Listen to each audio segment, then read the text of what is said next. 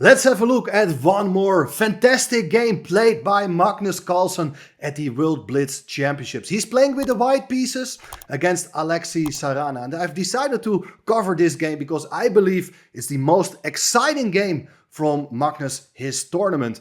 Just make sure to subscribe to the channel if you would like to see more exciting games. And now I'm going to show you what exactly happened.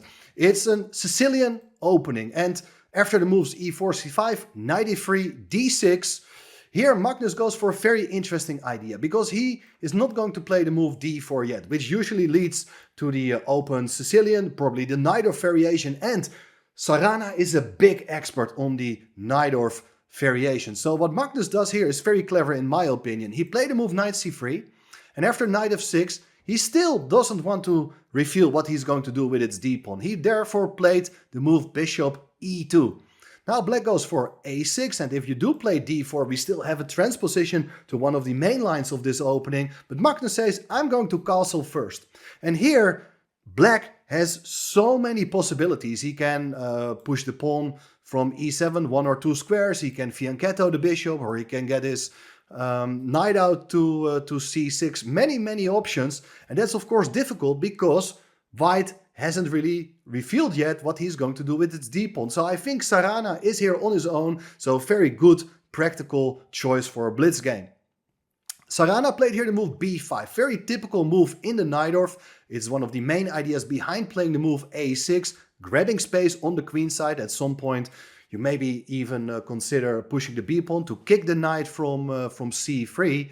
But it also creates a target for the white pieces. Let's see how Magnus tackles this idea. He played here the move d4 now. So we do get a sort of open Sicilian structure. Pawn takes, knight takes, the bishop goes to b7. So black is attacking the pawn on e4 twice. But now the bishop comes to f3. Bishop protects the pawn on e4. Knight bd7 was played, and look what Magnus does now. He challenges this pawn on b5 with the move a4. I think that is an excellent decision and one of the main drawbacks of black's setup. Now, this can always be played at any time, but one of the main problems here for black is that he has still some difficulties getting its pieces, its king, to a safer place. How should black react to this move a4? Because the pawn on b5 is under pressure. Advancing the pawn to b4 would be one idea. It was not played in the game, but I think the idea here is to jump in with a knight to d5, attacking the pawn on b4. And if black does take on d5, you do take back with the pawn, and things are looking very nice here for white, because I think the bishop on b7 is not great, and anytime the knight can even jump in to c6. Therefore, Sarana decides not to advance the pawn to b4, but instead captures the pawn on a4. Now the rook comes into play, and the rook is very actively placed. But what is the rook really going to do there? Well, just wait a second, guys. e6 was played, so black is trying to get the bishop into the game and then finally get the king into safety. But here, white is first. White goes for the move rook b4, hitting the bishop on b7. That's a very annoying move to face, because how should you deal with this threat? The bishop doesn't have a nice square to go to. You should protect it somehow. So Sarana played here the move knight c5. Probably not the best move, but very understandable. But look what Magnus does now. Do you see it? Rook takes b7. It's an exchange sacrifice. Beautiful idea. So that after knight takes b7, white's idea is to launch the e-pawn, attacking the knight, and more importantly, just opening up the diagonal to activate the bishop. The bishop is attacking the knight on b7 and indirectly also the rook in the corner. So black is having a big problem here. How should he cope with these threats? Well, Sarana decided to take the pawn on e5, giving back some material, but there's also the possibility to play knight d5, trying to solve both problems. But in that case, there will follow knight takes, pawn takes, bishop takes. There is still a big problem with that knight on b7. But the main problem here for black is its a lack of development. The king is still stuck in the center. The rook will come to e1. The queen can be brought into play. Mating threats, tactical ideas against black's pieces. Black is not going to survive that. So therefore, pawn takes e5 was played. And, okay, the knight on b7 can be taken, but at the same time the knight on d4 is hanging as well. What is white going to play here? Interesting moment.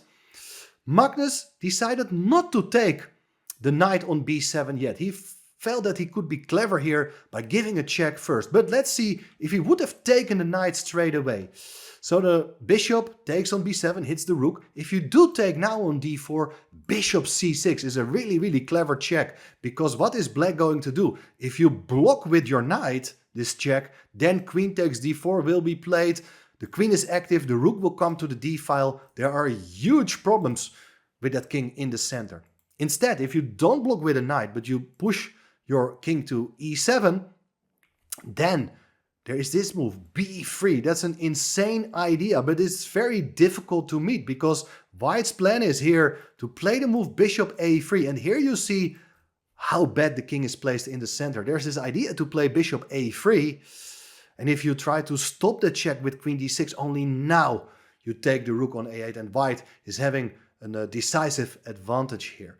Well, of course, difficult to figure out in a short game, but it really shows how strong Magnus, his opening concept is in fact. So let's see what happened. Magnus played here bishop c6 check, and Sarana blocks here with the move knight d7. Here you see that if you do take now on b7, then black is just going to capture on d4 and things are far from clear. But Magnus, he continues playing in a very energetic way as the knight is hanging on d4, but first he sacrifices the knight on e6, ruining that pawn structure in the center. Excellent choice. Pawn recaptures. And now the queen comes out to h5 with check.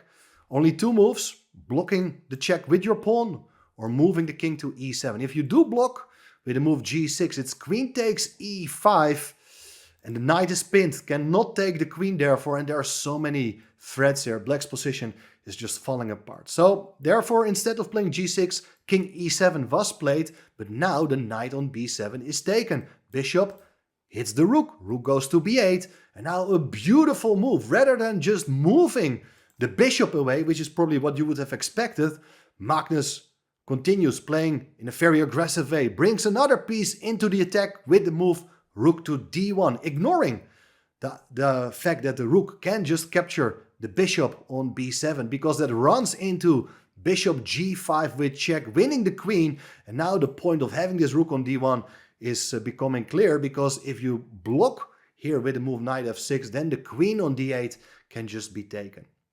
So you understand that the rook is fantastically placed and the bishop cannot be taken. Therefore, Sarana moves the queen away. Queen c7, attacking the bishop one more time, but here white captures another pawn. Bishop takes a6, and if you look at the position, you see that white is an exchange down, but okay, black's pieces are not looking great. White has even one pawn for the exchange.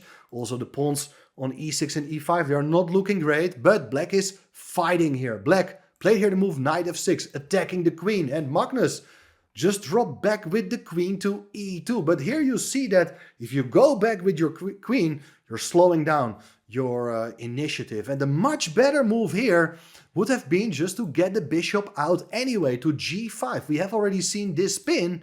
The knight cannot capture the queen. But why is this so strong? Well, the bishop is looking fantastically. And if black, for instance, would take the pawn on b2, now there's a beautiful shot. And this is difficult to see and was missed by both players, I guess. There is bishop b5 with the idea to enter with the rook on d7 with check, trying to win the queen. The knight, it's a pinned piece and therefore a very bad defender. And of course, taking the knight on c3 only make things even worse, because it runs into the move rook d7 with checkmate. The knight cannot capture the rook and the queen covers the e8 square. So, beautiful line. Magnus could have just crushed his opponent, but instead he just dropped back with the queen to e2. Now, white is solid. White is keeping everything well protected, but it also enables black to consolidate its position. Black goes for king f7 so that the bishop can be developed. Now the knight goes to e4. Knight is wonderfully placed on that square, intending to come to g5 to give a check and to hit the pawn on e6. So therefore black trades off pieces. Knight takes, queen takes, and the bishop goes to e7. Now the bishop on a6 is out of play and it goes back to d3. Everything still very nicely protected. White is in control, but his advantage is not as huge as it could have been. Rook b4, fighting move, attacking the queen. Queen goes back to f3 with check. The bishop blocks. And now there are various good moves here for white to slowly improve your position. Like you can try to play a move like b3 so that the bishop can be developed. You can make some luft for your king, so there is never any back rank problem. Also a move like rook e1 is something I really like to get out from the open file, so there will never be any exchange of rooks. White should try to win in the attack. The more exchanges are coming, the better the chances for black are there to survive this game. So, well, white played here the move c3. I'm not sure about this move. It's a tempo. You're attacking the rook, but the rook goes to a4. And the rook is not badly placed there, as we will see. Various possibilities. Bishop c2 was played, hitting the rook on a4. But now the rook goes to a1. This is looking tricky because the rook is pinning this bishop on c1. I mean, the bishop can move because the bishop on c2 is still protecting the rook, but it's annoying. g3 was played, so avoiding all these back rank issues. The king can come to g2 whenever it wants. Rook d8. Here you see black is offering the exchange of pieces and white is not interested. White keeps the rook on the board with rook e1.